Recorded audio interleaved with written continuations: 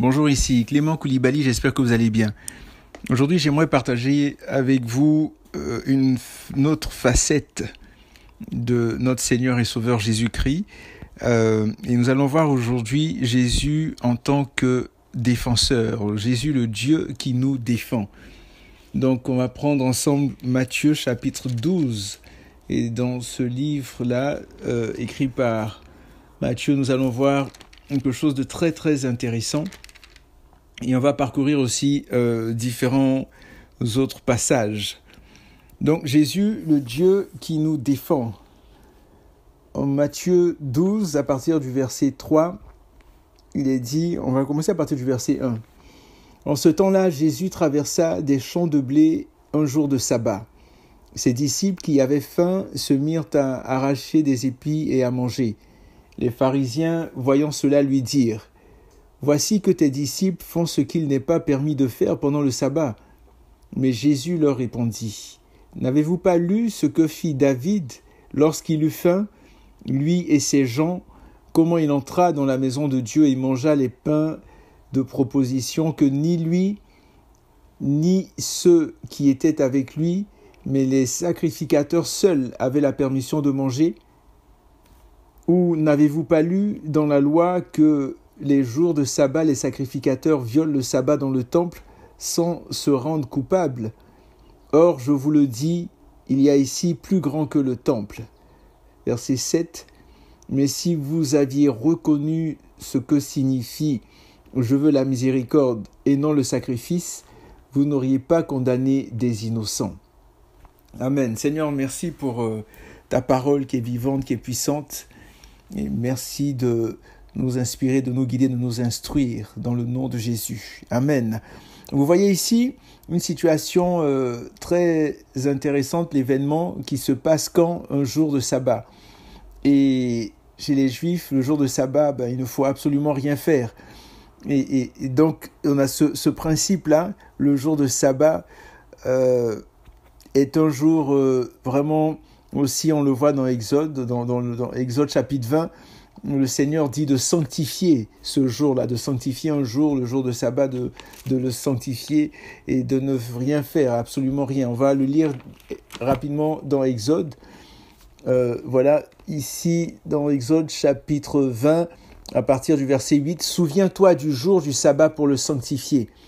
Tu travailleras 6 jours et tu feras tout ton ouvrage. Mais le 7e jour est le sabbat de l'Éternel ton Dieu.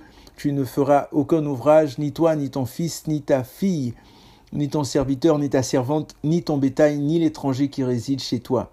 Car en 6 jours, l'Éternel a fait le ciel, la terre, la mer et tout ce qui s'y trouve. Et il s'est reposé le 7e jour. C'est pourquoi l'Éternel a béni le jour du sabbat et l'a sanctifié. » En tout cas, mon épouse a... Je pourrais mettre le lien sous le message, sous la vidéo, a fait un message sur le sabbat très intéressant.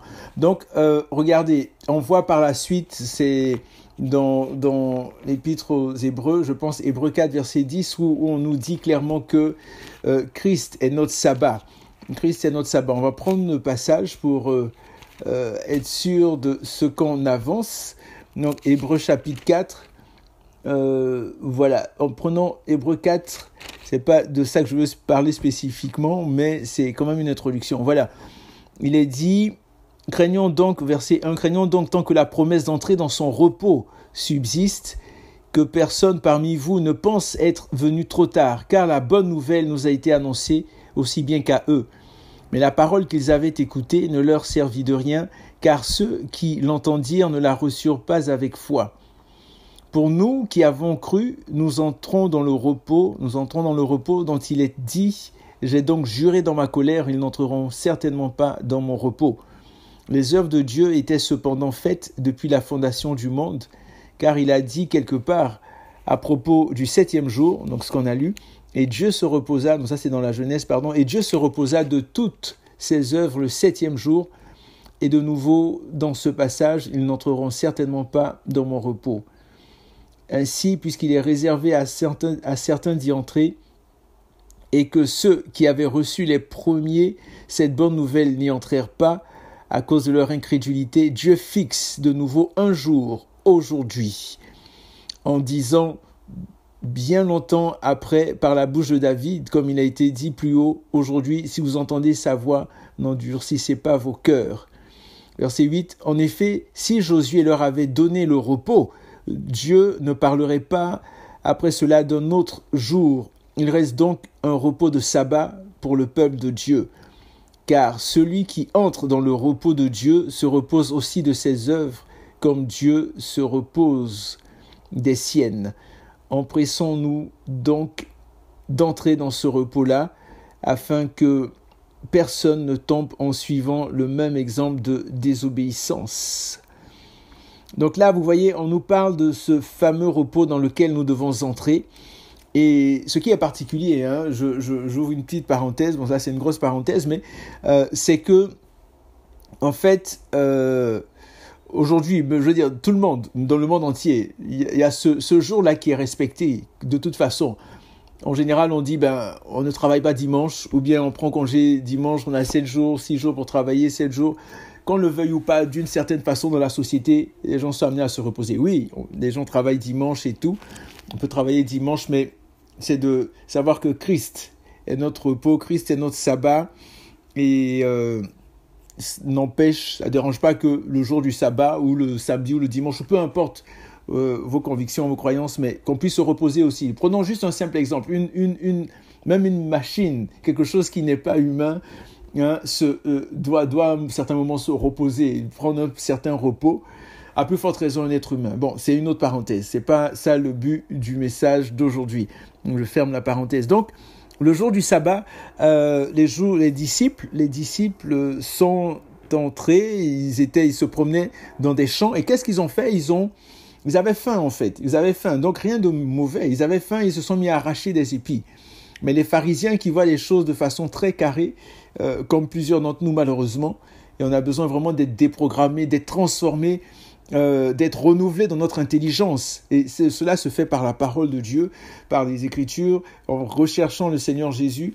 Mais on a besoin d'être changé, d'être transformé, d'être renouvelé, de voir des choses vraiment à la lumière du Seigneur. Donc les pharisiens, voyant que les pauvres disciples de Jésus avaient faim, ils se sont mis à arracher des épis. « Ah, vous commettez le péché, vous faites de mauvaises choses. » Le doigt accusateur, accusé. Et ils viennent voir Jésus. « Voici que tes disciples font ce qui n'est pas permis le jour du sabbat. » C'est vraiment particulier. Vraiment spécial d'accuser tout le temps. Vous voyez ? Et on nous dit ici, en fait, la moisson et le vannage, donc ce qu'ils étaient en train de faire, de retirer des choses, donc figuraient parmi les activités interdites pendant le sabbat par la tradition juive. Je ne sais pas si vous le savez, mais certainement que dans la Torah, il y a 613 lois qui ont été indiquées, qui ont été inscrites, qu'il fallait respecter à tout prix. Comment se laver les mains, comment faire ceci, comment faire cela. Et heureusement que Christ est venu pour nous libérer de tout cela. Donc, on voit les disciples qui se font accuser à tort et à travers, et Jésus, notre défenseur, Jésus qui les défend, par la parole. Jésus dit, n'avez-vous pas lu ce que fit David lorsqu'il eut faim ? Jésus était tellement appuyé sur les Écritures, et on va en parler dans un autre message, appuyé sur les Écritures. Quand il entra, donc David entra, il mangea le pain. Il dit, n'avez-vous pas lu ? Un autre exemple, verset 5, dans la loi, que les jours du sabbat, les sacrificateurs violent le sabbat dans le temple, sans se rendre coupables. Et par la suite, au verset 7, si vous aviez reconnu ce que signifie « je veux la miséricorde et non le sacrifice ». Seigneur Jésus, donne-nous ton cœur au nom de Jésus, qu'on puisse avoir le cœur de Dieu, le cœur de Jésus, ce cœur-là. Donc Jésus qui est venu sous la forme d'un homme qui s'est dépouillé de toute sa gloire et qui a marché sur cette terre des hommes. Et Jésus qui défend, Jésus qui est venu pour défendre les disciples, qui a défendu ses disciples face aux pharisiens. Et on va voir un autre exemple dans Jean chapitre 8, du verset 1 au verset 11. Là, il s'agit de la femme qui a été prise en flagrant délit d'adultère. Et qu'a fait Jésus? Vous connaissez certainement cette histoire. Jésus l'a défendue. Et elle a été prise en flagrant délit d'adultère, mais on dit la femme qui a été prise en flagrant délit. On ne dit pas l'homme qui a été pris en flagrant délit d'adultère. L'homme, il était où? Est-ce que la femme, elle a fait cet adultère toute seule? Non, absolument pas. Mais vous voyez, prenons l'histoire dans Jean chapitre 8. Donc Jésus qui descend du mont des Oliviers, tout ça. Il se rend au temple. Et au verset 3, on dit « Les scribes et les pharisiens, encore eux, nos amis les pharisiens, amenèrent une femme surprise en flagrant délit, surprise en adultère, et la placèrent au milieu. Et disent à Jésus, « Maître, cette femme a été surprise en flagrant délit d'adultère. Mais où est l'homme ?» Et là, on la place au milieu, pour être le centre. Et tout, et cette femme a été prise. Moïse, dans la loi, nous a prescrit de lapider de telles femmes. C'est particulier, hein? En tout cas, toi donc, que dis-tu? Il disait cela pour le mettre à l'épreuve afin de pouvoir l'accuser. Mais Jésus se baissa et se mit à écrire avec le doigt sur la terre. Qu'est-ce qu'il écrivait? Certaines personnes peuvent dire qu'il écrivait Romains 8, verset 1, qui dit « Il n'y a donc maintenant aucune condamnation pour ceux qui sont en Christ Jésus, qui marche non selon la chair, mais selon l'esprit. » Est-ce que c'est ce qu'il écrivait? En tout cas, c'est pas mentionné, c'est pas écrit clairement, mais Jésus s'est baissé pour écrire. Voilà. Il s'est mis à écrire avec le doigt sur la terre. Je pense que j'ai déjà partagé quelque chose dessus, mais bon, passons. Comme il persistait à le questionner, il se redressa et leur dit « Que celui de vous qui est sans péché lui jette le premier la pierre. » Aïe, aïe, aïe, aïe, aïe. Ça veut dire quoi? Ça veut dire que c'est Jésus qui est sans péché, hein, c'est Jésus qui est sans péché qui pouvait lui jeter la première pierre. Et lui, il a décidé de ne pas le faire. Et les autres, vont-ils prendre la pierre pour lapider? Vont-ils prendre une pierre pour lapider cette femme? L'homme qui a disparu dans la nature? Je ne sais pas où il est passé, ou bien c'est peut-être un coup qu'ils ont monté, je ne sais pas, mais bon. On dit de nouveau, il se baissa et se mit à écrire sur la terre. Vous voyez, donc Jésus se baissa et se mit à écrire. Il persistait, donc il s'est levé, on dit, de nouveau il se baissa et se mit à écrire sur la terre. Vous voyez, pour une deuxième fois, c'est comme si Jésus, parce qu'il était en train de prier, Père, aide-moi, inspire-moi, Jésus est Dieu, puis excusez-moi, pas excusez-moi, mais je tiens à le mentionner, Jésus est Dieu, mais Jésus était dans toute son humanité, hein. Et par rapport à ces situations-là, Jésus prend son temps, il temporise des choses, il dit calmez-vous. Il y a tout ce brouhaha-là, comme si Jésus entre dans le lieu secret. Quand Jésus lui-même a dit, il dit si tu pries, va dans ta chambre, monte dans le lieu secret. Et il est important que ce lieu secret-là, qui est au fond de nous, qu'on puisse y entrer malgré le tourbillon, malgré la tempête et tout. Je pense on parle de l'œil, vraiment, quand il y a une tempête et tout ça, où c'est tranquille, où c'est calme et tout. Et dans tout ce tourbillon-là, et c'est ce temple du Saint-Esprit dans lequel on peut y entrer, on peut avoir accès et avoir une paix, vivre une paix totale, une paix complète, une paix excellente. Et c'est comme si Jésus prend son temps, il ne veut pas être... j'allais dire influencé par tout le brouhaha qu'il y a autour. Dis-nous, on veut lapider la femme, on veut la lapider. Et souvent on est comme ça, et c'est important vraiment de prendre son temps. Je dis, ok, Saint-Esprit, inspire-moi, guide-moi, dis-moi quoi faire. Puis boum, je reçois une inspiration. Donc Jésus se baisse à nouveau, il se mit à écrire. Quand ils entendent dire cela, là c'est après que Jésus ait dit que celui qui est sans péché lui lance la première pierre, et il s'abaisse à nouveau, à côté de la dame. Et là, on nous dit, quand ils entendent dire cela, accusés par leur conscience, ils se retirèrent un à un, à commencer par les plus âgés et jusqu'au dernier. Et Jésus resta seul avec la femme qui était là au milieu. Alors Jésus se redressa et lui dit, « Femme, où sont tes accusateurs ?» Vous voyez comment est-ce que Jésus a défendu par cette parole de sagesse-là, comment est-ce que Jésus a défendu cette femme qui était proche de la mort, sur le point de mourir, à cause des personnes qui voulaient la tuer, mais Jésus l'a défendue. Est-ce qu'on peut avoir ce cœur-là? Seigneur, vraiment donne-nous ce cœur, cette sagesse, cette dimension-là qui vraiment sème la confusion dans le camp ennemi, qui les met en déroute, qui vraiment les amène à jeter, à abandonner les pierres qu'ils veulent jeter. Alors Jésus se redressait et lui dit, « Femme, où sont tes accusateurs? Personne ne t'a condamné. » Elle répondit, « Personne, Seigneur. » Et Jésus lui dit, « Moi non plus, je ne te condamne pas. Va et désormais ne pêche plus. » Et un jour, cette femme, je suis convaincu qu'on va la voir dans la gloire, on va la voir au ciel. Parce que je suis convaincu que, ayant fait une telle rencontre, elle n'a plus jamais pu vivre une vie de pécheresse, une vie dans le péché. Et c'est vraiment extraordinaire de voir Jésus. Comment est-ce que Jésus défend? Comment est-ce que Jésus pardonne? Comment est-ce que Jésus transforme? Et que nous puissions vraiment rechercher à lui ressembler, lui ressembler, lui ressembler. Il y a ce autre passage-là, en Luc chapitre 7, à partir du verset 36 au verset 50, je vais raconter l'histoire. Donc c'est Jésus qui est invité chez Simon le pharisien, encore un pharisien. Et là, il y a une femme une femme pécheresse, une femme de mauvaise vie, voilà. Et c'est marqué au verset 37. Et voici qu'une femme pécheresse qui était dans la ville sut qu'il était à table dans la maison de Simon. Donc elle apporta un vase d'albâtre, je lis rapidement, c'est important quand même les détails, et se tint derrière à ses pieds. Elle pleurait et se mit à mouiller de ses larmes les pieds de Jésus, puis elle les essuyait avec ses cheveux, les embrassait et répandait sur eux du parfum. À cette vue, le pharisien qui l'avait invité dit en lui-même, « Si cet homme était prophète, il saurait qui est la femme qui le touche et ce qu'elle est ce qu'elle est, une pécheresse. » D'autres versions disent, il saurait de quelle espèce est cette femme. Vous voyez le mépris. Et que faisait la femme d'abord? Elle pleurait et se mit à mouiller de ses larmes les pieds de Jésus. Premièrement. Puis, elle les essuyait avec ses cheveux. Point 2. Waouh.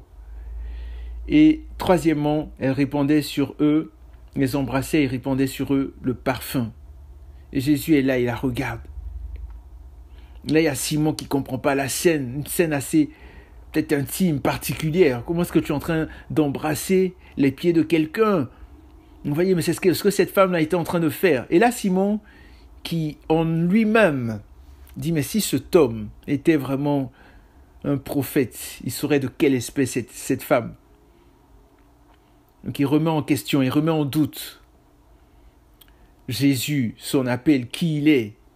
Jésus qui était considéré comme un prophète. Est-ce qu'il nous arrive, lorsque nous voyons des actions, lorsque nous voyons des personnes juger, est-ce qu'il nous arrive de juger, est-ce qu'il nous arrive de porter un regard défavorable, est-ce qu'il nous arrive de calomnier, de critiquer, et tout ça? Est-ce que nous avons souvent l'attitude de Simon le pharisien? Verset 40. Jésus prit la parole et lui dit, « Simon, j'ai quelque chose à te dire. »« Maître, parle, répondit-il. » Un créancier avait 2 débiteurs, l'un devait 500 deniers et l'autre 50. Comme il n'avait pas de quoi payer, il leur fit grâce de leur dette à tous 2. Lequel l'aimera le plus?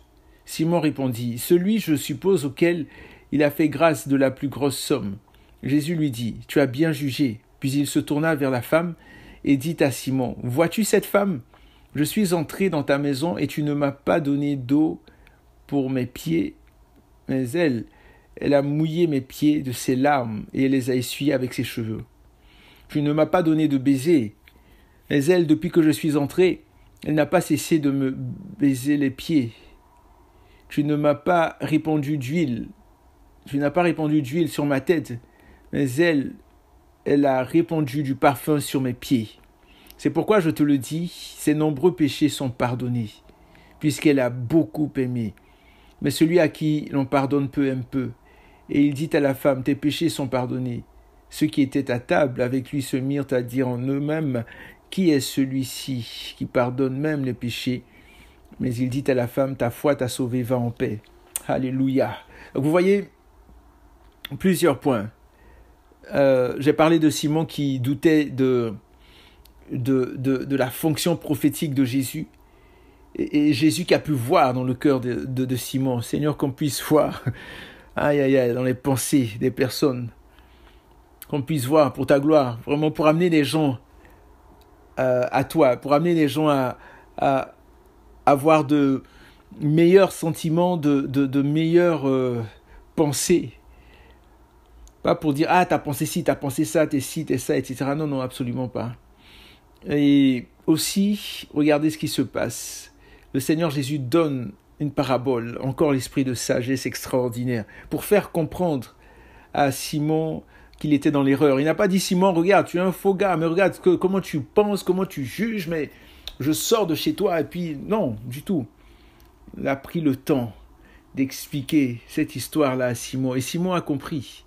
Et s'il n'a pas compris, mais le Seigneur par la suite a fait un parallèle pour expliquer clairement son attitude vis-à-vis de cette femme.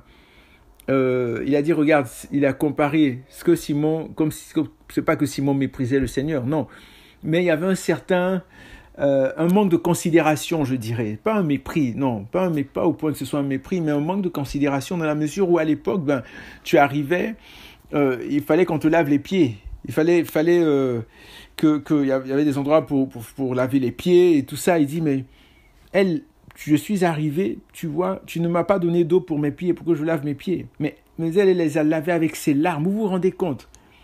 Quelque chose qui est en toi, c'est ce qu'elle a pris. Elle a pris ses larmes. Ce sont ses larmes qui ont essuyé, qui ont lavé les pieds, qui ont mouillé les pieds de Jésus. Elle les a essuyés avec ses cheveux. Les cheveux, dans Corinthiens 11, je crois, il est dit que les cheveux sont la gloire de la femme. Donc elle prend sa gloire. Vraiment cette gloire-là, elle prend et puis elle essuie, elle les utilise pour essuyer les pieds de Jésus, pour dire je ne suis rien, je ne vaux rien, je ne peux rien. Aïe, c'est extraordinaire. Et par la suite, on voit que cette femme a embrassé. Ici, embrasser, oui, faire un bisou, faire un atout et tout, dire oui, Jésus, je suis heureux que tu sois là. Dire un atout, en tout cas, une accolade. Et non.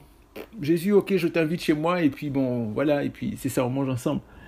Et cette femme qui a eu une attitude totalement différente de celle de Simon. Quelle est mon attitude envers Jésus? Quelle est ton attitude? Comment est-ce qu'on le considère? Un peu comme Simon, ok, on est là avec Jésus, tout ça, ou bien est-ce qu'on a un amour profond pour Jésus, comme cette femme? Vous savez, il y a... En réfléchissant, méditant sur ce passage, il y a quelque chose, surtout au verset 47, qui a attiré mon attention. Je pense que c'est vraiment une erreur de traduction. Dans certaines versions, c'est mieux dit. Mais ici, je vais relire le verset 47. On dit, c'est pourquoi je te le dis, ses nombreux péchés sont pardonnés, puisqu'elle a beaucoup aimé. Mais celui à qui on pardonne peu aime peu. Regardez. C'est pourquoi je te le dis, ses nombreux péchés sont pardonnés, puisqu'elle a beaucoup aimé. Ses nombreux péchés sont pardonnés puisqu'elle a beaucoup aimé. En fait, ce qui se passe, c'est que ça devait plutôt être ses nombreux péchés. C'est pourquoi je te dis, ses nombreux péchés sont pardonnés, raison pour laquelle elle a beaucoup aimé. Pourquoi? Parce que cette femme, quand elle est venue faire cette scène, entre guillemets, auprès de Jésus et tout, mais c'est parce qu'elle a eu la conviction, elle a reçu le pardon des péchés. Donc en fait, tout ce qu'elle faisait, c'était une manifestation de sa reconnaissance, une manifestation de ce qu'elle avait reçu de la part de Jésus, la conviction qu'elle avait eue dans son cœur, qu'une pécheresse comme elle avait été pardonnée, vous comprenez? Donc, c'est la raison pour laquelle elle a agi ainsi. Mais c'est pas en fait dans l'optique de dire je vais agir ainsi, pleurer aux pieds de Jésus et tout, et là il va me pardonner. Non. C'est vraiment parce que elle se voyait, tout ce qu'elle a pu faire et tout son état de pécheresse et tout, elle a réalisé vraiment l'amour immense de Jésus. Donc quand Jésus a dit va, ta foi t'a sauvé, va en paix. Donc Jésus a confirmé vraiment ce qu'elle ressentait. Il dit, c'est pourquoi je te le dis, ses nombreux péchés sont pardonnés. Ses nombreux péchés sont pardonnés parce qu'elle a raison pour laquelle elle a beaucoup aimé. Donc elle exprimait sa reconnaissance. Et par la suite au verset 48, il dit à la femme, tes péchés sont pardonnés. Ceux qui étaient à table dit dire, attendez, Verset 47, pardon. C'est pourquoi je te dis, ses nombreux péchés sont pardonnés, puisqu'elle a beaucoup aimé, voilà, la partie B. Mais celui à qui l'on pardonne peu aime peu. Et même là, c'est assez particulier. Je te pardonne ou je te pardonne pas. Il dit, mais celui à qui l'on pardonne peu aime peu. Je te donne, si on revient avec l'image de Jésus, ok, tu me devais $50, hein, tu vas être reconnaissant que je te remette ta dette, mais l'autre qui me doit 50 millions, il va être encore plus reconnaissant. Mais les deux personnes, c'est pas qu'on a remis un peu, $50, on coupe la moitié et tout. Non, je t'ai remis toute ta dette au complet. C'est-à-dire que je t'ai pardonné totalement. Est-ce que vous comprenez? Donc, c'est vraiment de se mettre dans l'esprit de ce passage-là. Et cette femme, véritablement, comme je le dis et j'appuie, cette femme a compris à quel point Jésus l'a aimée. Et elle a vu comment Jésus l'a défendu. Donc, face aux pensées, aux propos de Simon et de toutes les personnes qui étaient autour, qui étaient dans la maison de Simon. Vous voyez donc, Jésus est celui qui nous pardonne. Jésus est celui qui nous défend. Et peu importe les situations qu'on peut vivre, qu'on peut traverser, sachant qu'il est là. Sachant qu'il est là. Et comme il a défendu, comme on a vu, il a défendu les disciples, comme il a défendu la femme adultère, comme il a défendu cette femme pécheresse-là, Jésus te défend. Jésus veut te défendre et il va te défendre. Quelles que soient les situations dans lesquelles tu te trouves, sache que tu peux compter sur lui. Sache que tu peux toujours compter sur lui. Et ça peut ne pas être comme tu t'y attends. Mais un des aspects de Jésus, c'est le Dieu qui défend. Prenons ce passage-là. Donc, je vais juste dire quelque chose que j'ai écrit. C'est ça. Donc, cette femme exprimait sa reconnaissance, sa démonstration d'amour est une image de l'amour immense de Dieu envers nous, au point de sacrifier ce qu'il a de plus cher, son Fils unique. Voilà. Et on peut penser à Romains 8, verset 32, qui dit « Car Dieu prouve son amour envers nous en ce que lorsque nous étions encore pécheurs, Christ est mort pour nous. » Donc, lui, c'est ça. Donc, ça, c'est Romains 5, verset 8, pardon. Romains 5, verset 8 qui dit cela, je vais juste vérifier, mais en ceci, Dieu prouve, c'est ça. Voilà, Dieu prouve son amour envers nous, en ce que lorsque nous étions encore pécheurs, Christ est mort pour nous. Mais Romains 8, verset 32 dit, « Lui qui n'a pas épargné son propre Fils, mais qui l'a livré pour nous, comment ne nous donnera-t-il pas aussi tout avec lui par grâce ?» Vous voyez, le Seigneur vraiment veut véritablement qu'on puisse être avec lui. Il est le Dieu qui nous défend. Il est le Dieu qui nous défend. Et dans le psaume 109, verset 31, il est dit, l'Éternel, en parlant de l'Éternel, car il se tient à la droite du pauvre pour le sauver de ceux qui le condamnent. L'Éternel se tient à la droite du pauvre pour le sauver de ceux qui le condamnent. Et au psaume 72, au verset 4, il fera droit aux malheureux du peuple, il sauvera les fils du pauvre et il écrasera l'oppresseur. Ça, c'est notre Dieu. Vous voyez, il fera droit aux malheureux du peuple, il sauvera les fils du pauvre et il écrasera l'oppresseur. Les fils du pauvre, heureux les pauvres en esprit, car le royaume des cieux est à eux. Donc cette pauvreté spirituelle-là. Et on a vu dans le psaume 109, verset 31, il se tient à la droite du pauvre. Donc ce n'est pas une pauvreté nécessairement matérielle ou physique, mais une pauvreté spirituelle aussi. Donc le Seigneur se tient à notre droite. Donc verset 12, psaume 72, verset 12 à 13, car il délivrera le pauvre qui crie et le malheureux qui n'a point d'aide. Il aura pitié du faible et du pauvre. Il sauvera la vie des pauvres.